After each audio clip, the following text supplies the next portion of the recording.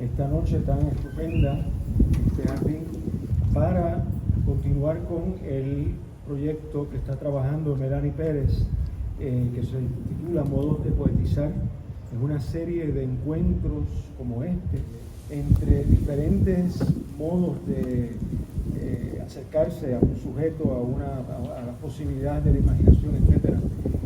Eso lo explicará Melanie mucho mejor. Yo les doy la más cordial bienvenida. Les agradezco que hayan podido darse cita aquí, en esta noche tan especial, a Isla por su canción de bienvenida. Qué maravilla. Buenas noches. Cedo la palabra a Melanie Pérez. Saludos, bienvenidos todos aquí. El patio de la Casa de los Contrafuertes es sumamente acogedor, así que espero que se encuentren a gusto. Como decía Charles, el Salón de Lectura de la Casa de los Contrafuertes, que es uno de los distintos proyectos que funcionan aquí simultáneamente, tiene hace algunos años siempre un curador invitado, y entonces ellos hablaron conmigo y me pidieron que curara una temporada, y decidí proponer curarlo en torno a el tema modos de poetizar, porque me parece que en este momento histórico se está produciendo mucha poesía, mucho arte en distintas disciplinas, pero que también me parecía que hacía falta una reflexión crítica que acompañara a la abundante y preciosa producción creativa que se está llevando a cabo. Y entonces estos encuentros, normalmente yo invito a una persona creativa y una persona teórica para que conversen. En esta ocasión pensé en la poesía de la traducción, y invité personas que no necesariamente son Mara Pastor es poeta, ¿no? Y Cristina es poeta, traductora y académica, y también Mara enseña en la universidad. Así que en esta ocasión, más que una conferencia sobre el tema de la traducción, creo que vamos a demostrar poesía traducida y después conversar sobre los procesos en la traducción de cada una de ellas, para que la reflexión en este caso la lleve a cabo el propio artista, la propia artista. Tenemos para presentar a las invitadas a Cristina Pérez Díaz a mi derecha. Ella tiene un doctorado en letras clásicas de la Universidad de Columbia en Nueva York. Tiene un libro académico titulado Antígona by José Watanabe. Ha publicado poesía bajo el título From the Foundation of the Country, y enseña en el Departamento de Literatura Comparada de la Universidad de Puerto Rico en Río Piedras un curso sobre Antígona. Además, está terminando las obligaciones en referencia a un postdoc que está llevando a cabo en la Universidad Nacional Autónoma de México. Y su doctorado en letras clásicas, ella traduce del griego y del latín. Voy a enfatizar eso porque eso es una habilidad que tenemos muy pocos de nosotros y nos va a dar cátedra. Mara Pastor es muy querida, la conozco hace 20 años, fue mi estudiante, de hecho, cuando yo era profesora novata en la UPI, creo que el primer año que di clase. Estaba preñada, imagínense, mi hijo nació en 2001 y yo empecé a trabajar en 2000. Y ahora que es una profesional y una escritora con reconocimiento, pues dirige el bachillerato y la maestría en creación literaria, en escritura creativa, del Sagrado Corazón. Tiene un doctorado de la Universidad de Michigan, tiene 9 poemarios publicados, entre ellos Deuda Natal. Es una antología que recopila poemas de sus diversas obras en español, traducida por Ana Rosenwong y María José Jiménez. Con esta obra ella ganó el premio Ambrosio de poesía por la traducción, Y entonces para la poesía de Mara vamos a leerla en español y en inglés. Ella lee la versión en español y yo leo la versión en inglés. No hace falta que leamos los originales griegos de lo que va a leer Cristina, porque no creo que haya aquí nadie que entienda griego de todas maneras. Y si hay alguien, pues que me perdone por la presunción. Sería bonito, ¿verdad? Comenzamos con Cristina. Muchas gracias. A mí me gusta hablar de pie, no sé por qué, así que me voy a parar. Buenas noches, gracias por estar aquí y qué bueno que llegaron porque parece que está difícil la cosa hoy en el Viejo San Juan. Gracias Melanie por la invitación. Para mí es súper emocionante leer con Mara porque Mara no solo es mi amiga y una poeta admirada, tenemos también unas historias que nos unen en la poesía. En el año 2012, ¿verdad? Yo me acababa de mudar a Nueva York y había decidido cambiar de carrera de filosofía a letras clásicas a los 27, 28 años. Y Mara pasó por Nueva York, se quedó en la casa donde yo estaba viviendo y nos agarró la tormenta Sandy. Así que Mara estuvo encerrada en mi casa, no podía salir porque no podía volar a Michigan. Y tuvimos un pijama party como de 2 semanas, maravilloso. Y además tuvimos la suerte de que nuestro barrio, fue una tormenta terrible, pero nuestro barrio no perdió electricidad, no perdió internet, no perdió ninguno de los servicios y los comercios estaban abiertos. Y justo a la vuelta de la esquina había una librería maravillosa que se llama Unnameable Books. Y Mara y yo pasamos bastante rato en la librería y entre las cosas que me presentó Mara fue la poesía de la poeta canadiense Anne Carson, que encontramos un libro allí, que además de ser poeta es profesora de letras clásicas, y cuando yo vi el trabajo de Anne Carson fue como, wow, uno puede hacer esto con las letras clásicas, y eso como que determinó el resto de mi camino. Y además estaba yo volviendo a escribir poesía después de muchos años que no había escrito y le enseñé en caminatas por el barrio mis poemas a Mara y me motivó a continuar, así que gracias Mara por esos regalos.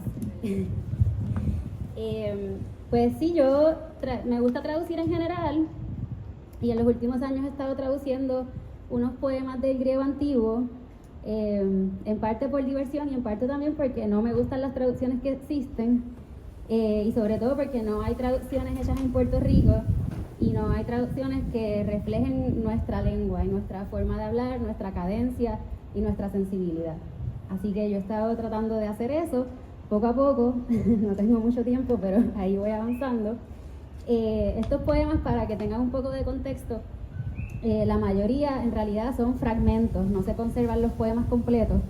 Son poemas que se escribieron en el siglo VII, VI, V antes de Cristo en Grecia, no solo en Atenas. De hecho, la mayoría de estos poemas no son atenienses, son de lo que hoy es la costa de Turquía, que en esa época era parte del mundo griego. Y se han recuperado en fragmentos de papiro que sobreviven en las arenas de Egipto y también en citas de otros autores en libros que están preservados, pero esas citas pues son incompletas porque muchas veces lo citan con cualquier, o sea, por ejemplo, qué sé yo, un libro de gramática y el autor dice porque Safo utiliza el verbo tal de tal manera, entonces cita 2 líneas de Safo y ahí tenemos 2 líneas de Safo, pero son bastante arbitrarias las cosas que citan porque no son libros que están interesados en conservar la poesía necesariamente.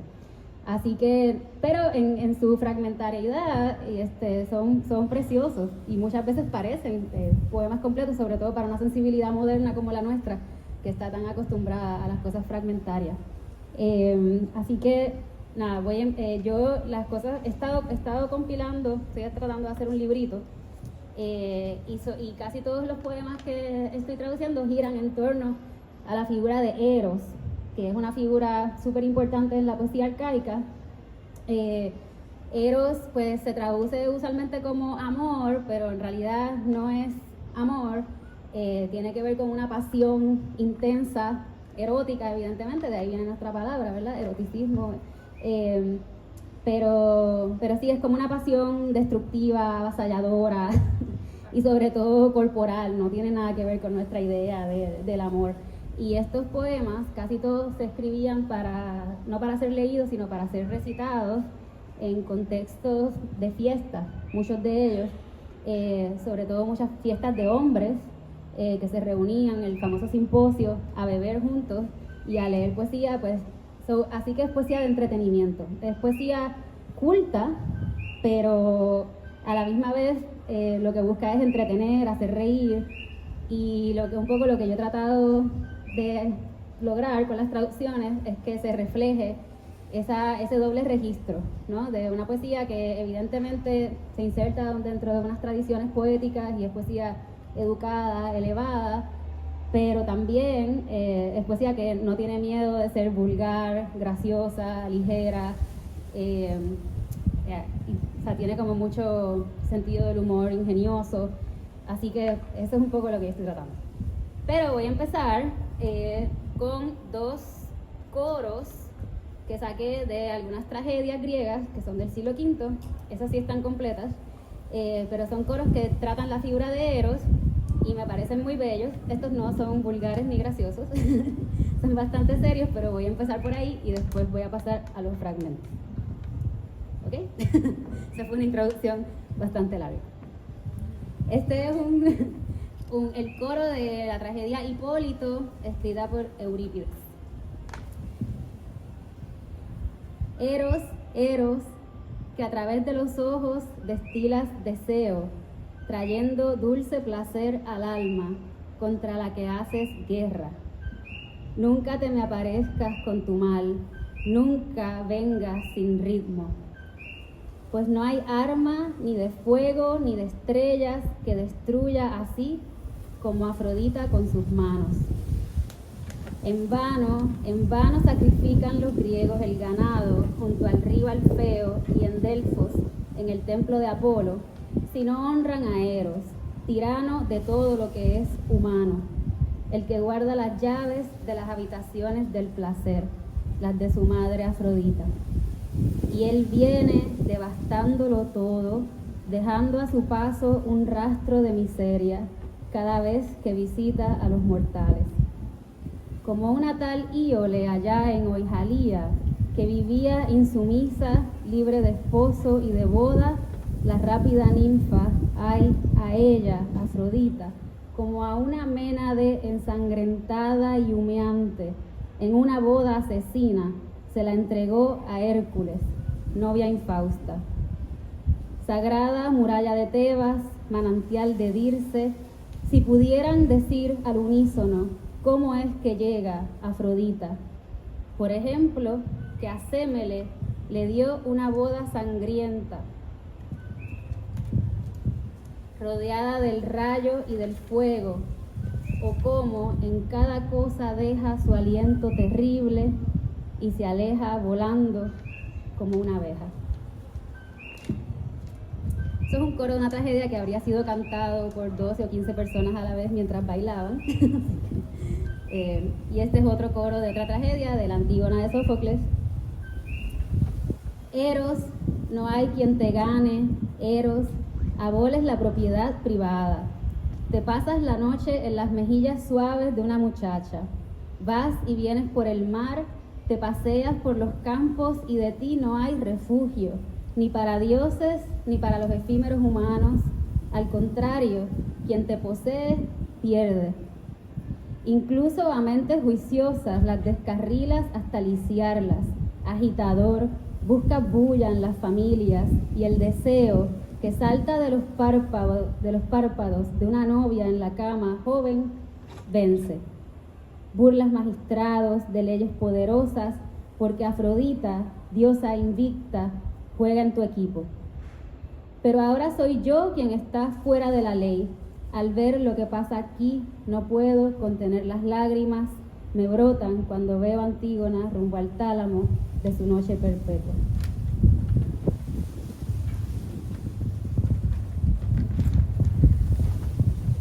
Ahora voy a leer un fragmento de Safo, que es la única poeta mujer de la antigüedad de la que sobrevive un corpus significativo, también de una isla, la isla de Lesbos, en la costa de lo que hoy es Turquía, poeta muy famosa en la antigüedad, muy influyente. Y voy a leer un solo fragmento de ella, que quizás es un fragmento de los que más influencia ha tenido en la poesía occidental, y yo me atrevería a decir que casi es el poema fundador de lo que conocemos como poesía amorosa. Es el fragmento 31. Me parece igual a los dioses, el hombre sentado frente a ti, que muy cerca te escucha cuando hablas con voz plácida y ríes provocando el deseo. En el pecho el corazón teme y aletea. Brevemente te miro y la voz no me llega. La lengua rota hace silencio. Un fuego suave, súbito, surge bajo la piel. Los ojos no ven, silbido en los oídos. Sudor me embebe, temblor me toma toda. Pálida soy más que la hierba. Parezco casi morir. Pero hay que apostarlo todo, porque incluso en la pobreza. Y ahí se corta el fragmento. Ahora, este quizás es mi poeta favorito, es Anacreonte, que sí es un poeta mucho más títere. Aquí aplica más todo lo que les estaba comentando, de tratar de reflejar ese doble registro de la poesía culta y la poesía de entretenimiento más ligera. Yo le pongo títulos a los fragmentos, aunque no los tienen. Este se llama Sandalias Polícromas. Eros, otra vez, con sus cabellos de oro, me tira una pelota púrpura y me invita a jugar con una muchacha en sandalias polícromas. Pero a ella, que es de Lesbos, no le gusta mi cabello. Pálido, y suspira por otra. Martillo. Eros, el orfebre, otra vez me golpea con un martillo y me hunde en un torrente invernal. A este le puse flirteo. Muchacho de ojos vírgenes, mirándote te busco y no lo notas. No sabes que galopan en tus manos las riendas de mi alma.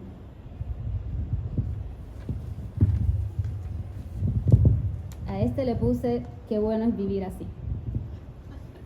Cené un pan partido, breve y suave, me bebí una jarra entera con mucho vino y ahora canto dulcemente mientras toco la cítara de fiesta para mi dulce novia.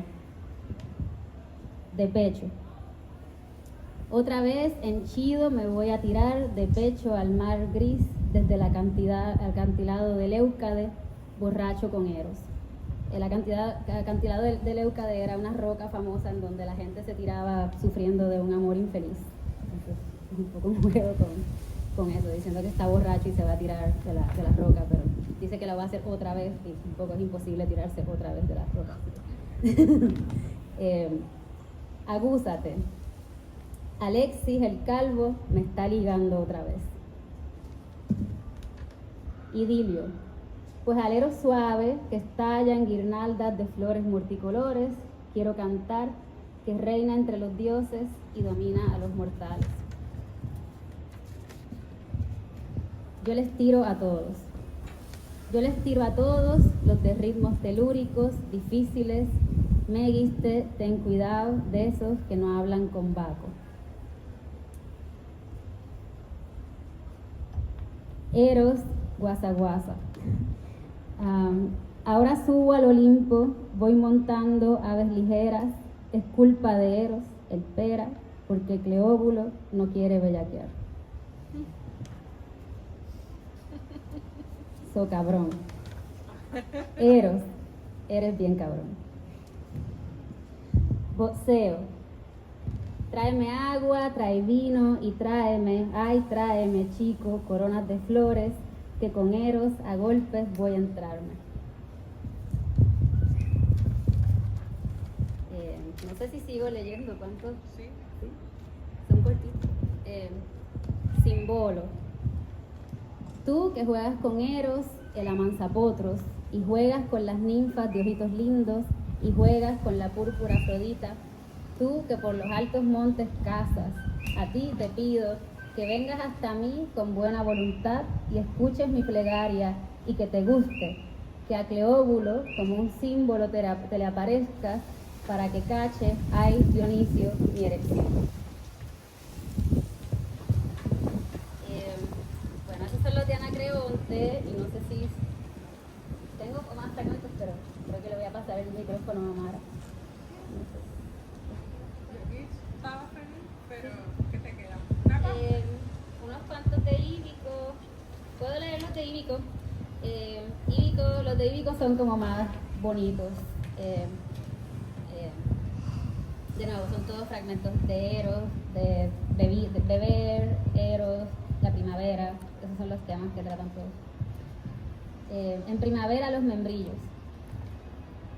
En primavera, los membrillos cretenses, y del olivo las floraciones, irrigadas por los riachuelos, allí, en los jardines impolutos de las vírgenes, bajo la sombra de las vainas maduradas, se abren. Pero en mí, Eros, en ninguna estación se aquieta. Incendiado por el rayo esplendoroso, el frío viento del norte, como un dardo que viene de Afrodita, con ráfagas demenciales, renegrido, temerario, resuelto, como un niño, guarda mi corazón. Los párpados marinos. Eros, otra vez, mirándome con ojos lánguidos, detrás de párpados marinos, con sus variados encantos me lanza en la red insondable de Afrodita. Y sí, al acercarse tiemblo, como un caballo enyugado, alguna vez victorioso, que ahora, viejo, entre carros veloces, accede reticente a la carrera. Euríalo. Euríalo, capullo de las gracias opalinas, pupilo de las estaciones, con sus hermosos cabellos te criaron entre rosas, Afrodita y persuasión, la de los ojos mansos. Rara ave, corazón, siempre larguialado y púrpura, yo. Ese me encanta cómo se corta. El corazón se quema allí donde a lo ancho de la noche remota las estrellas brillantes.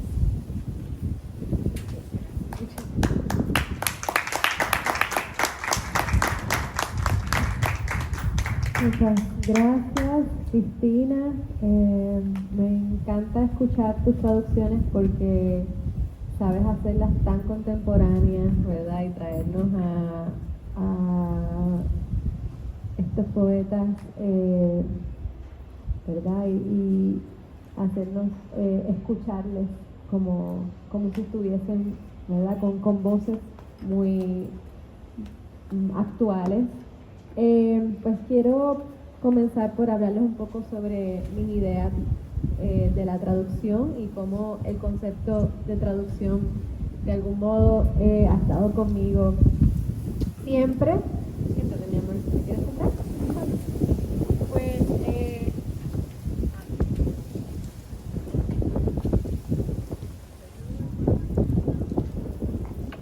bueno, pues yo soy hija de un padre español y una madre puertorriqueña. Mi mamá es de Manatí, su familia es de Ciales, de ascendencia corsa, como tantas otras familias puertorriqueñas, ¿verdad? Y criolla. Y pues siempre sentí, mientras crecía, que me tuve que traducir de algunas maneras, ¿verdad? Usaba palabras que a lo mejor en la escuela le parecían raras a mis compañeros y yo no me daba cuenta de que esas palabras quizás no se usaban acá. Así que siempre sentí que me identifiqué con el hecho de traducir, aunque no soy traductora, pero luego cuando me fui a Estados Unidos pues ahí me enfrenté, ¿verdad?, con esta realidad de traducirnos mientras estaba estudiando mi maestría y luego el doctorado. Y casualmente fue Anne Carson, la poeta a la que fue Anne Carson, esa poeta a la que primero me sentí inclinada a traducir, que luego entonces recuerdo que ese libro que dice Christie fue Antigonic, el que vimos en la librería, y ahora está enseñando el curso de Antígona, así que también eso me pareció muy bello. Y recuerdo que fue justamente unos poemas sobre Io los que comencé a traducir de uno de sus primeros libros de The Beauty of the Husband, me parece que fue el libro de los poemas que comencé a traducir. Y fue algo también como por esa atracción o eso que tenía Anne Carson de reinterpretar los mitos, ¿verdad? De reinterpretar la mitología griega en su poesía, lo que me llamó la atención. Y creo que es algo que constantemente he estado haciendo desde que empecé a escribir poesía, reinterpretando títulos, reinterpretando textos, reinterpretando ideas, recuperando, ¿verdad?, personajes y trayéndolos a lo contemporáneo.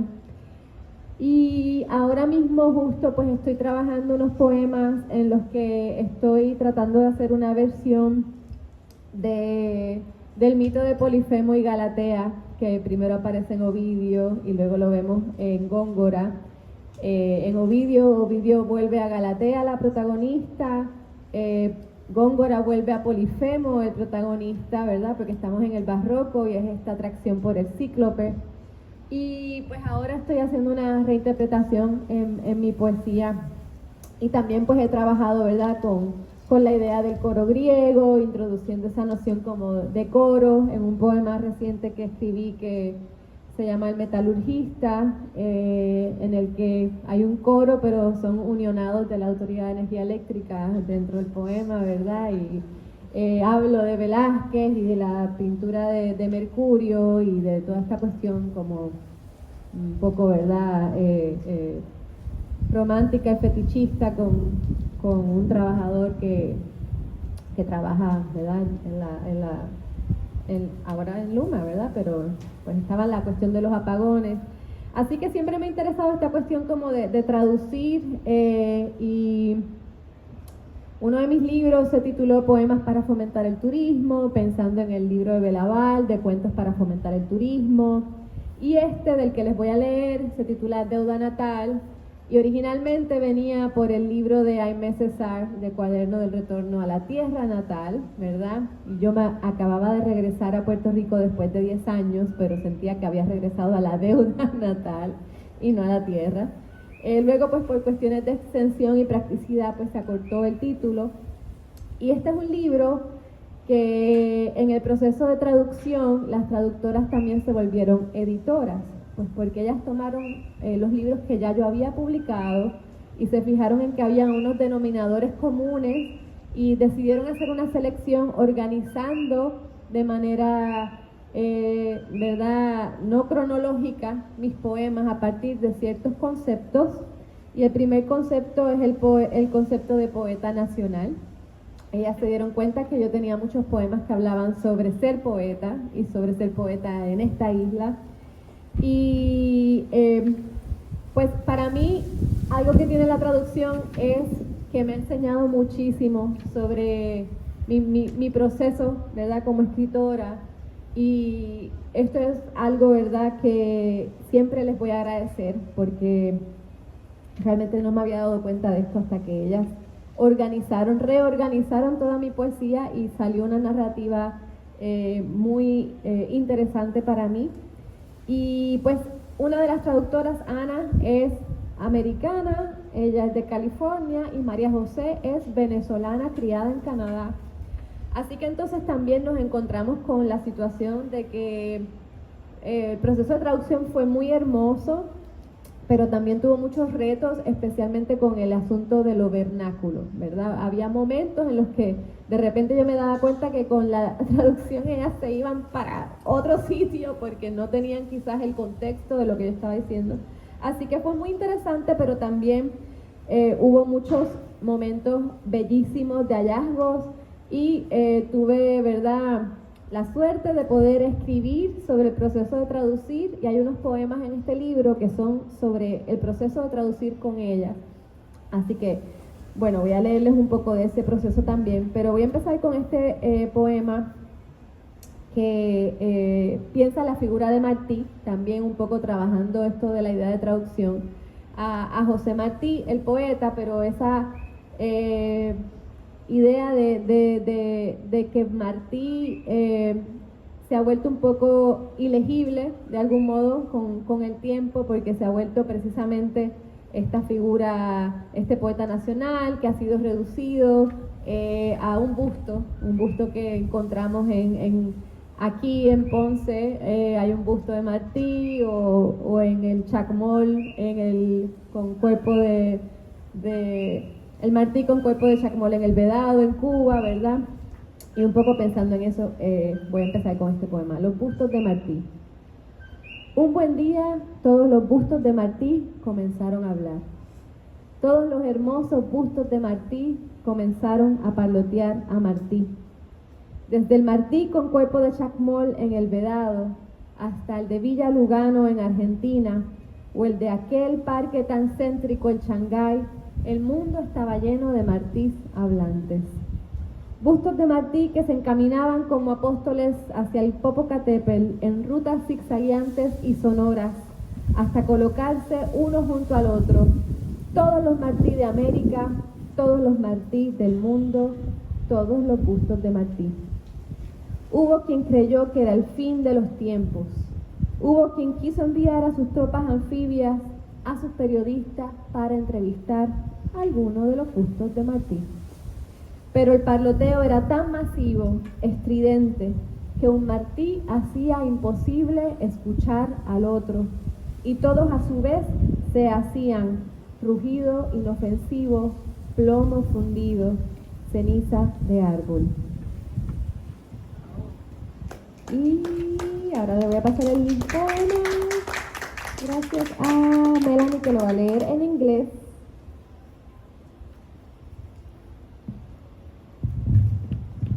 Haré lo mejor posible porque suena en inglés.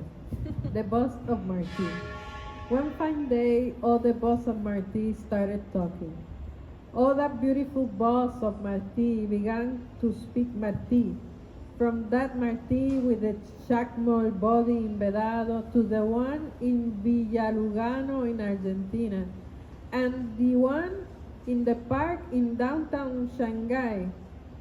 The world was filled with talking Martís, busts of Martí drawn like apostles towards Popocatépetl, alone, zigzagging, resonating roots until they lined up shoulder to shoulder, all the Martís in America, all the Martís in the world, all the busts of Martí. There were those who thought it was the end of times. There were those who wanted to send amphibious troops, journalists to interview one of the busts of Martí, but the chattering was so immense, so strident, that every Martí made it impossible to hear the rest, and they became a harmless roar, molten lead, tree ash. Eso, gracias Melanie. Mira, me dio hasta... Sentí como novedad. Suena como otro. Sí, a mí me pasa. Sí, lo leíste muy bien. Bueno, y ahora voy a leerles uno que trata de una historia de amor. Yo, al igual que Cristina, tengo una historia de amor con México, y de hecho eso nos unió más todavía porque un exnovio de Cristina mexicano era el mejor amigo de infancia de un exnovio mío mexicano, y esto nos enteramos después, ¿verdad? No sabía nada de eso. Ajá. Siempre hay una Y serendipia. no, ¿verdad? Es una serendipia. Y entonces este exnovio tenía unos amigos, bueno, haciendo el cuento largo corto, mi amiga mexicana se enamora de este chico y... No, sí. Esta amiga mía mexicana se enamora de otro chico que cuando llega a su casa se encuentra que él tiene escrito en la pared un poema de T.S. Eliot que ella se sabía de memoria y que a la misma vez es un poema de T.S. Eliot en el que él habla de Dante. Y bueno, salió este poema, se lo escribí para su boda. Las fiestas nunca son solo eso. Un poema escrito en la pared no es solo eso, si ella se lo sabe de memoria. Un poema de memoria en otra lengua no es solo eso, si él lo tiene escrito en la pared. Un poema no es solo eso, si comienza con un infierno en otra lengua. Eso es una conversación. Algunos siglos después será un cielo, una fiesta y otra fiesta. Pensábamos que era solo una fiesta, otra suave noche de diciembre, pero las fiestas nunca son solo eso.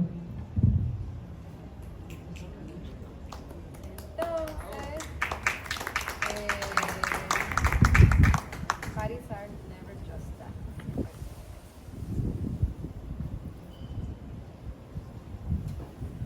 Creía que estaban así, que iba a ser más fácil. Ahora podemos hablar de eso. Ahora podemos hablar de eso. Parties are never just that. A poem written on the wall isn't just that, if she knows it by heart. A poem by heart in another language isn't just that, if he has it written on the wall. A poem isn't just that, if it begins with hell in another language. That is a conversation. A few centuries later, it will be heaven. One party and another party. We thought it was just another party, another pleasant December night, but parties are never just that. Pues ahora me acaba de decir Melanie algo y es que ella pensaba que estaban side by side, ¿no? Poema. Y esto fue una cosa que las traductoras pelearon. Ellas no querían que estuviera side by side. Ellas decían que ellas querían que la traducción fuese autónoma y que ellas sentían que la gente, que cuando le ponías al libro la traducción side by side, distraía. Y que entonces la gente estaba todo el tiempo buscando las diferencias, ¿no? Entre un lado de la traducción y el otro. Y pues ellas fueron tan generosas y tengo que decir que este premio me lo gané gracias a ellas, ¿no? Así que yo dije, bueno, lo que tú quieras. ¿Quieres que esté primero en español y luego en inglés? Pues vamos. Siempre para mí, como lectora de traducciones, siempre me ha gustado tenerlas side by side. La verdad que a mí sí me gusta tenerlas side by side. Pero bueno, confié en ellas, así que ahora pues este tipo de eventos nos hace ver que es un poquito complicado, ¿verdad? Porque tienes que estar buscando una y luego la otra. Entonces les voy a leer una obra que precisamente tiene que ver con este proceso de traducción, se llama Conversación con mi traductora. Es un poema que escribí cuando María José estaba haciendo la traducción para este libro y habla sobre un poema que les voy a leer después, ¿no? Estamos hablando sobre la traducción de un poema que se llama El Arrojo, que curiosamente es el título que ellas le dieron a la segunda sección. La primera es Poeta Nacional, son poemas sobre craft, ¿no? Sobre el arte. Y la segunda sección es El Arrojo, que son poemas en los que ellas piensan que está lloviendo. Sí. Uy, no pues. Elena, ¿me la puedes llevar a la que no se moje nada? Vete para allá, ponte el abrigo. ¿Nos movemos? Sí, sí, está lloviendo. La grabación, Ana Rosa, la que da direcciones, estaba allá atrás. Pues entonces hacemos esos dos poemas, conversamos al final un poquito. Sí, o sea, yo aprovecho para ir al baño. Mira, se quedó, yo creo que esa es tu cartera. Y la cagué.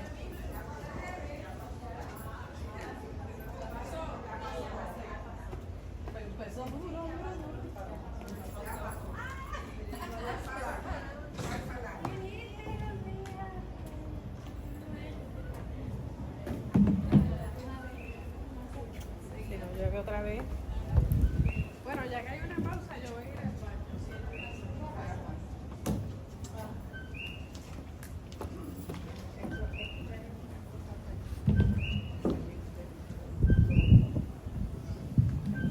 Bueno, yo mandé a mi hija a esconderse y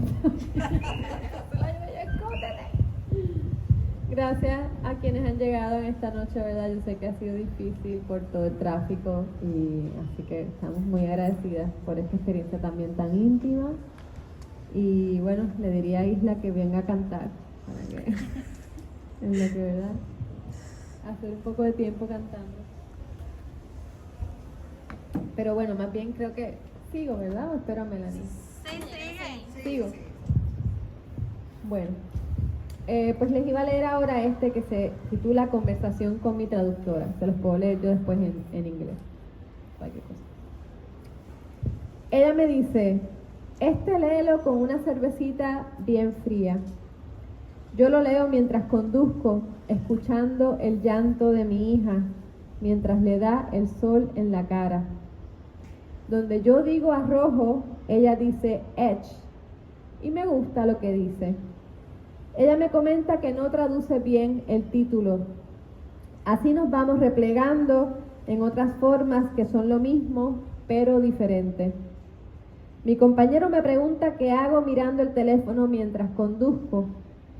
Me gustaría responder que tomando una cerveza. Estoy en algún borde de alguna palabra que aún no se parece a descanso. Pero mi traductora disfruta cuando traduce mis poemas en bosques lejanos, sembrando cariaquillos junto al toronjo. Para esto también se escribe, para que otra persona habite el borde de alguna palabra que no se traduce.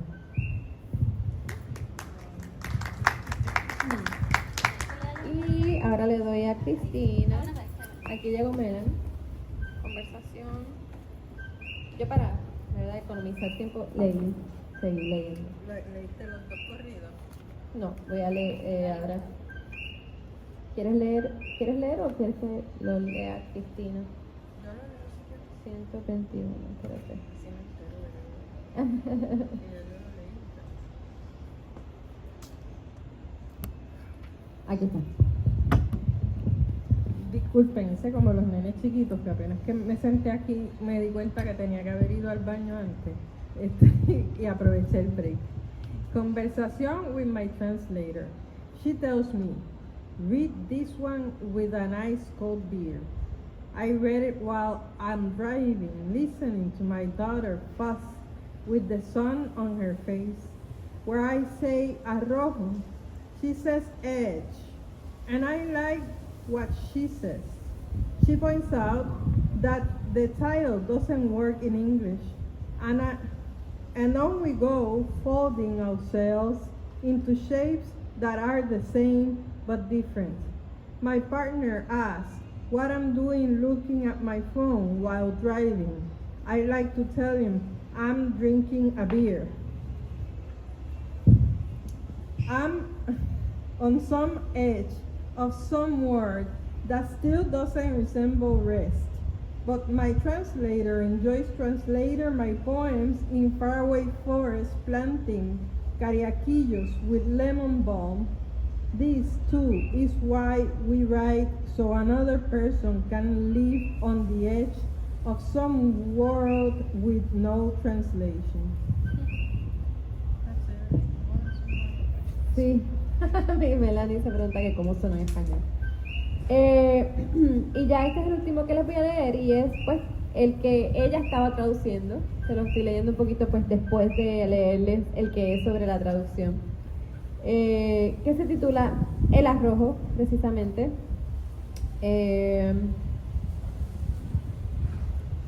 Y dice: lo que cuenta es el arrojo, me dijo. El arrojo no es lo mismo que ser arrojada, cosa que también me han dicho que soy. Ni es lo mismo que arrojarse, cosa especialmente peligrosa en algunas geografías o cerca de ciertos puentes o personas. El arrojo, pensé, es frágil como un puente, frágil como el deseo de la que se arroja por una persona. Las palabras arrojo y amigo, escritas a mano, se parecen. Ser arrojada es una buena cualidad, me dice, y yo pienso que acabo de hacer un nuevo amigo.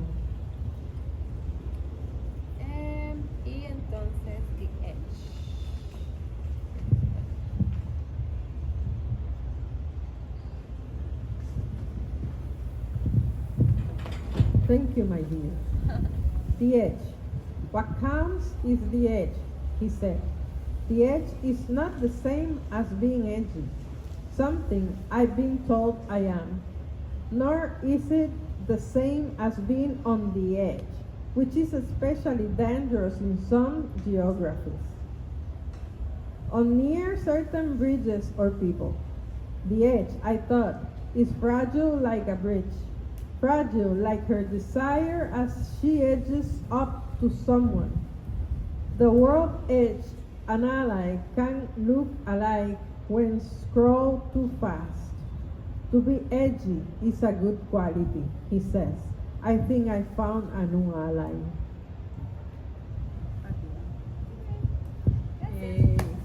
Podemos conversar un poquito entre nosotras y con el público, hay unos 10 minutitos más para no retenerlos mucho. Yo tenía preguntas, por ejemplo, Cristina, cuando tú has traducido bellaqueo o cuando dices eres bien cabrón, ¿cómo está en el original? Bueno, claro, es que no me lo sé de memoria, debía haber traído el original, pero ciertamente no es una traducción completamente fiel. Yo creo que esa en particular con Anacreonte, muchos de los poemas, yo siento que, o sea, como les decía, son poemas para leerse en un contexto pues, en el que la gente está bebiendo, está divirtiéndose y están hablando de Eros. Así que, o sea, yo pienso que tienen que tener un registro que se mueva entre los dos, ¿no? Entre lo coloquial y lo culto, porque con eso es por lo que está jugando el poema. Entonces, a la hora de traducirlo al español puertorriqueño, pues yo como que trato de moverme en dos, o sea, tengo como varias metas, ¿no? A la vez, o sea, obviamente quiero transmitir lo que yo siento que está diciendo el poema, pero también quiero traducir la sensibilidad que siento que tiene el fragmento, que es difícil en estos fragmentos porque son bien cortitos y realmente pues es un poco un juego de adivinanza, pero yo pienso que si yo pienso que el poema tiene un espíritu como mucho más coloquial y juguetón, irreverente, pues busco en nuestro vocabulario, que sería el equivalente, aunque obviamente si lo busco en el diccionario me va a salir una palabra probablemente culta, elevada, ¿no? Para la traducción del griego, porque ese es uno de los problemas cuando uno traduce del griego con las herramientas que existen, o sea, el griego antiguo está rodeado de toda una ideología también, o sea, nuestra percepción de lo que es el griego antiguo, de lo que es la poesía antigua, ¿no? Siempre se percibe como esta poesía hiperculta, elevada, el origen de la poesía occidental, ¿no? Esta cosa que está puesta como en este pedestal. Ajá, y, o sea, creo que se pierde. Entonces, cuando tú buscas en un diccionario, ¿no? Los diccionarios existentes son bien eufemísticos a la hora de traducir palabras vulgares, y siempre se mueven, las traducciones que te dan se mueven siempre como un registro bien elevado. Y si ustedes han tenido la oportunidad de leer alguna traducción al español, sobre todo las hechas en España, nunca bajan de ese registro, ¿no? Siempre usan como palabras rimbombantes, domingueras, y bastante serias, y en realidad se pierde todo el humor de estos poemas que, aunque sí, evidentemente son textos que sí pertenecen a una tradición poética súper rica, antigua, y en ese sentido pues decimos que es culta, ¿no? Pero esa distinción entre la poesía culta y la popular, pues hay que problematizarla mucho. Yo creo que a la hora de traducirla al español puertorriqueño, pues a mí me interesa jugar también con nuestras propias formas populares y nuestro propio lenguaje de nuestra poesía popular, que además, como estos son poemas que además se presentaban en contextos musicales, acompañados de música, pues para mí yo he tratado también de encontrar esa sensibilidad, sobre todo en la salsa y en el reggaetón, porque pienso que son nuestras formas de poesía popular que en muchos de los contextos traducen la sensibilidad de lo que está pasando en el poema. Así que cuando digo bellaqueo, evidentemente no hay una palabra para bellaqueo en griego, o por lo menos el diccionario no te la da, pero creo que a eso es a lo que se refiere, ¿no?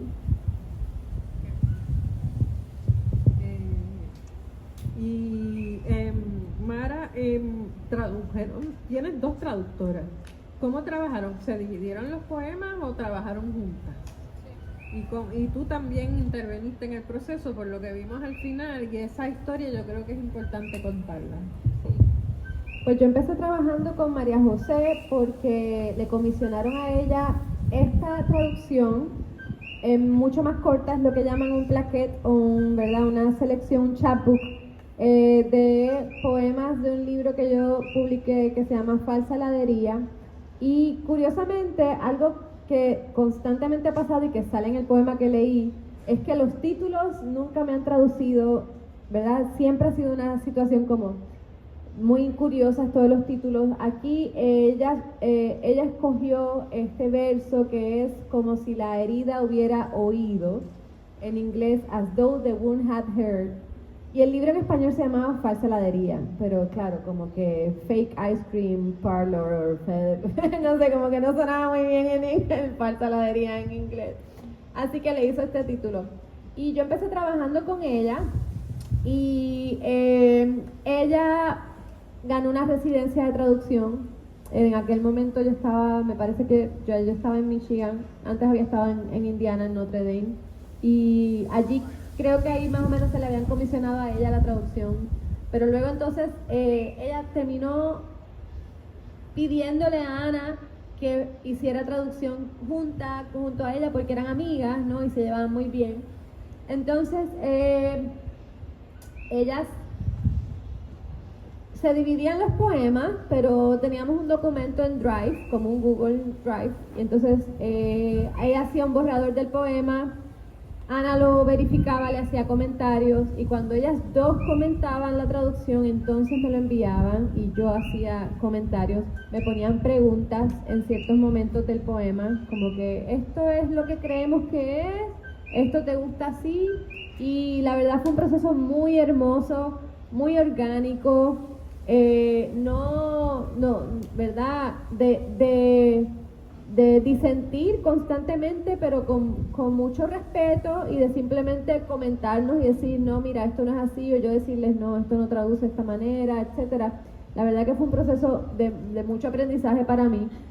Ellas se les ocurrieron cosas geniales realmente en la traducción de Deuda Natal, y creo que la traducción se enriqueció un montón con la llegada de Ana, o sea, realmente, y María José es tremenda traductora, es una de las traductoras de Alejandro Zambra, por ejemplo, del escritor, narrador muy, muy importante, ¿verdad? Así que ella es muy buena traductora, pero al tener esa conversación con Ana, pues se enriqueció un montón la traducción y sucedieron cosas muy bonitas. Hay un poema que yo titulé, me parece que estaba, déjame ver si cómo fue que lo traduje aquí, pero estaba jugando con el título del libro que tienen José María Lima y Ángela María Dávila, que se llama Homenaje al Ombligo, y ellas le puse a ese poema así, tal cual, ¿no? Homenaje al ombligo,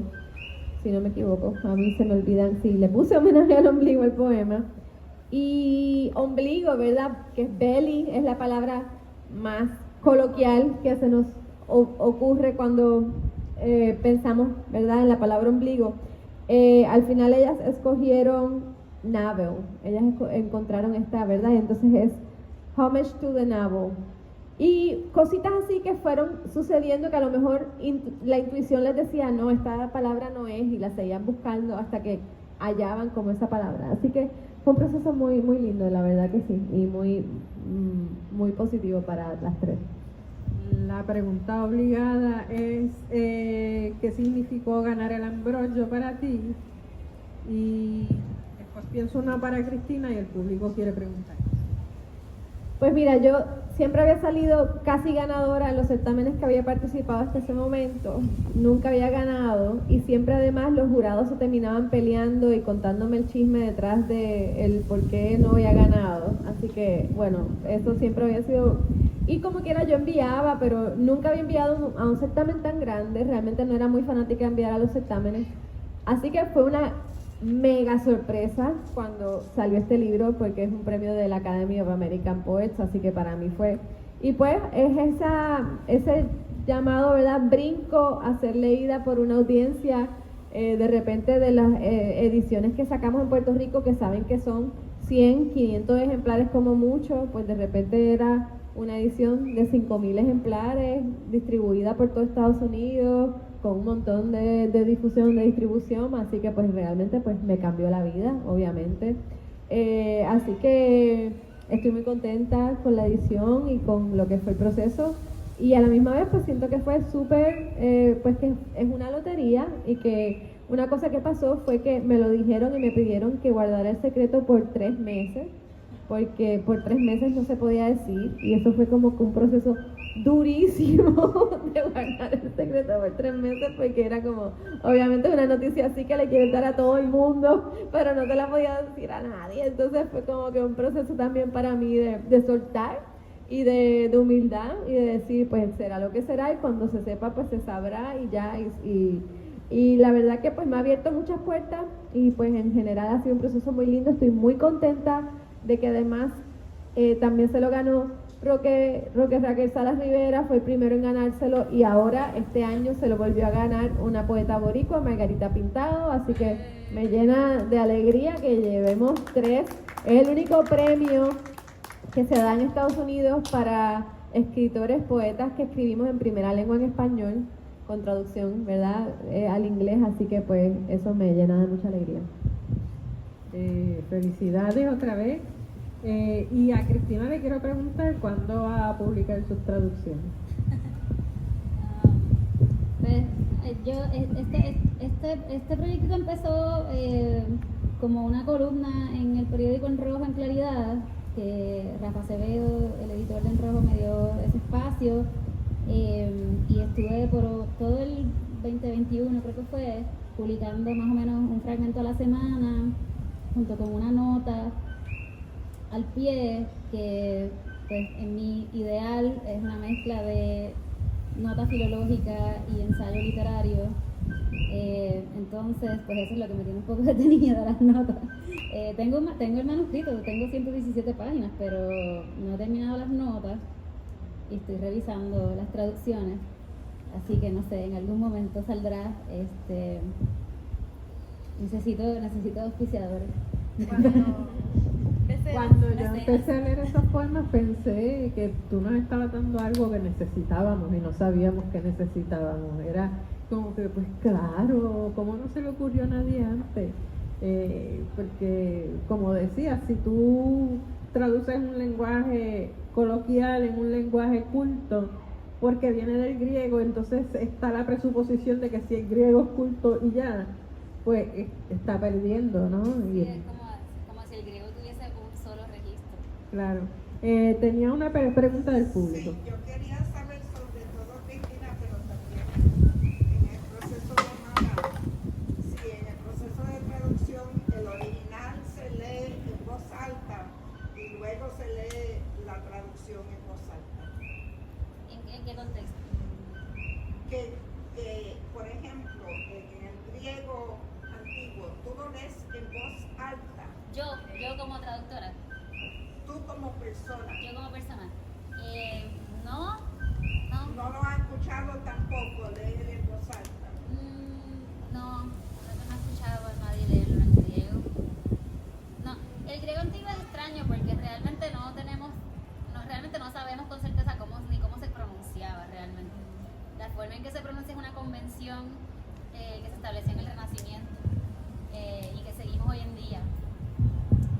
Pero se considera una lengua muerta, no se habla hoy en día, es lo suficientemente distinta del griego moderno, aunque hay debates al respecto, para considerarse otra lengua, aunque obviamente hay una continuidad y hay muchas semejanzas, pero yo por saber griego antiguo no entiendo el griego moderno, o sea, son diferentes. Entonces realmente es una lengua que casi no se escucha, la gente casi no la habla. Son experimentos muy raros cuando en Columbia, por ejemplo, donde yo hice el doctorado, el departamento de Classics tiene una tradición de montar una obra todos los años, ya sea una tragedia o una comedia griega, y sí la montan en el original, pero es un experimento bastante extraño. Pero no he tenido la oportunidad de escuchar a alguien leyéndolo. Me encantaría, quizás si fuera Grecia, quizás en Grecia la gente hace ese tipo de... Sí, yo fui a Epidavros en el 1967 al teatro y era... En Epidavros sí hacen festivales donde montan tragedias, sí. Pero la poesía no he escuchado yo. No me he puesto a buscar tampoco, de seguro debe haber gente que sí lo hace. Bueno, no tengo mucho que añadir, solo yo sí leo mucho en voz alta. No solamente eso, sino que, bueno, tengo que decir, aquí tengo dos estudiantes, una acaba de egresar en la maestría y una que acaba de empezar en el bachillerato y están muy contenta de que estén aquí. Pero tengo que decir que sí leo mucho en voz alta. De hecho, les recomiendo a mis estudiantes que memoricen recitando en voz alta, y que cuando reciten, si la memoria te cambia algo, que lo cambies en la página, que confíes, y ahí esa es la noción griega de la memoria, que es madre de la poesía, ¿verdad? Entonces sí creo mucho en la memorización y en la recitación en voz alta, y con ella sí leímos todo en voz alta. Nos reuníamos por Zoom, ¿verdad? Y las leíamos todas en voz alta, sí nos ayudó un montón. Creo mucho en ese proceso de edición. Sí, con el griego yo no lo hago, pero ahora que dices que tú lo haces, me acordé de que en el poemario que yo escribí, que lo escribí en inglés, curiosamente, por distintas razones, pero yo también hice ese ejercicio, como estaba escribiendo en una lengua que no es mi primera lengua, y estaba súper preocupada con cómo sonaba, como que me sentía que había, ¿verdad?, una distancia entre mi capacidad de escuchar la lengua. Y yo hice un ejercicio que fue muy bonito y creo que ayudó mucho al poemario, que me grababa, con mi celular me grababa leyendo una versión del poema. Y eso cuando me iba caminando a la universidad o algo, iba con los audífonos escuchando el poema una y otra vez. Lo escuchaba, veía si me gustaba, cambiaba las cosas, lo volví a escuchar, y todo el poemario lo hice así, lo fui grabando, me fui escuchando. Y creo que se nota en el poemario cuando lo lees, cómo fue ganando esa cadencia.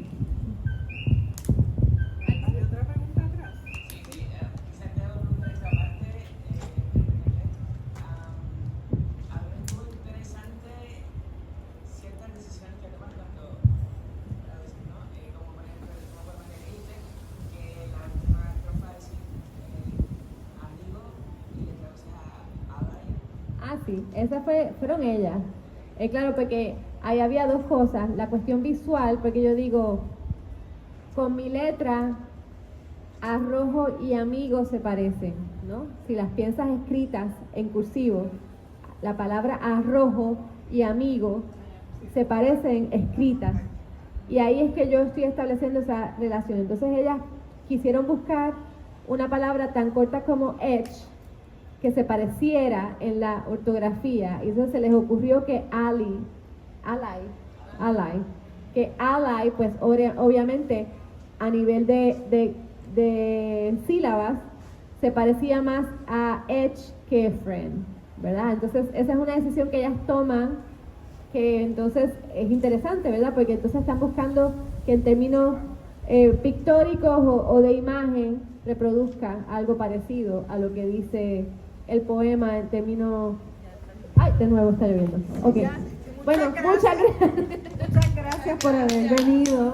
Espero que la hayan pasado bien. Yo aprendí un montón. Nos vemos en la próxima, que es el 25 de febrero. Vamos a hablar de la poesía del pensamiento con Roque Salas Rivera y Rocío Zambrana, que está aquí. Gracias por venir.